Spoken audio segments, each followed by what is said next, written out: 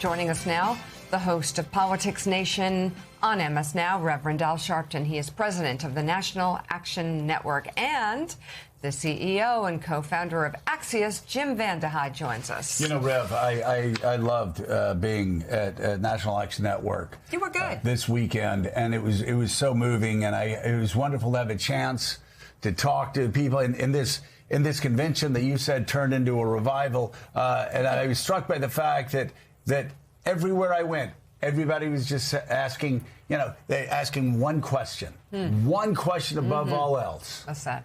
Where's Mika? Oh. That's They did ask where Mika was. But let me tell you, Mika, since you weren't there, everyone has been asking me since we had just about everyone that's being touted as presidential candidates in 28. What about Joe? Did you see how Joe was received? I mean, when he walked out there, now you got to understand the picture. He was there as Morning Joe. Yeah, but you got to understand the picture. He came right after Kamala Harris, right before Pete Buttigieg.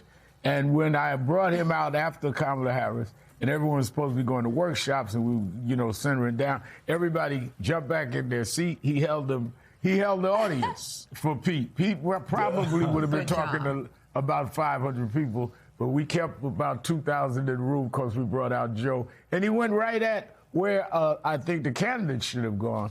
He talked about how we've got to bring America together. He talked about how he and I, 20 years ago, on opposite sides of the political spectrum, now not only do we talk in the middle about issues, and we become friends. And he kind of brought the room together. So, New York Times asked me who did the best at the convention. I said Joe Scarborough.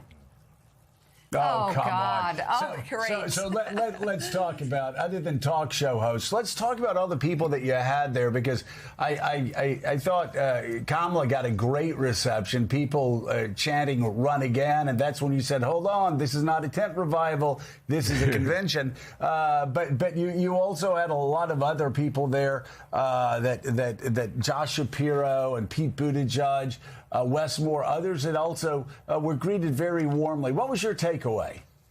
I think that they all were treated somewhere between warm and enthusiastic. Wes Moore absolutely had a great reception. But I was very interested how Governor Beshear was able to really get a very good response, because he talked about being raised by a Baptist minister, his father. He knew Reverend Malone, who was a key national board member. He talked to a lot of the religious side of the movement, which, we come out of the King movement, and that means a lot. Beshear was good. Shapiro was very well received. And I think that he did very well. And I think Cory Booker did well. I think the question is going to be who can come with the message that will energize the base and expand the base at the same time.